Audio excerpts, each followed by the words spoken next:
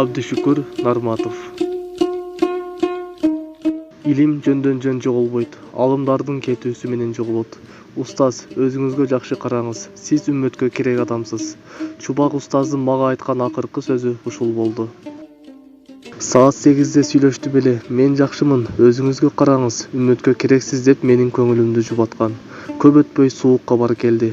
Бүгүн элибиз чубак устаздан айрылган жок, дин илиминен айрылды. Диндин туусун көтөргөн мураскордон, пайгамбардын мураскорунан айрылды. Пайгамбарыбыз ага Аллахтын тынчтыгы жана мактоосу болсун. Аллах Таала дин илимин жөн эле көтөрүп кетпейт, алымдардын өмүрүн алуу менен көтөрөт деген. Бүгүн Орто Азия эле эмес, бүт ислам дүйнөсүнө белгилүү алымыбыздан айрылдык. Баарыбыз Аллахка таандыкпыз, баарыбыз ага кайтабыз. Аллахтын тагдырына ыраазы болобуз, Аллахты ыраазы кыла турган сөздү гана сүйлөйбүз. Мындан башка аргабызда жок. Устазды эскерип, анын эл үчүн, дин үчүн жасаган ат көтөргүз эмгегин жазсаң, жыйнак китеп болоору чын.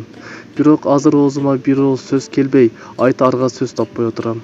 Устаздын үй бүлөсүнө, туугандарына, жакын санаалаш досторуна, илимин алган шакирттерине, кыргыз элине жана жалпы мусулман үммөтүнө терең кайгыруу менен көңүл айтам. Аалым кетсе, анын орду бош калат. Канча күн чыгып, канча күн батпасын, ал боштук толбойт.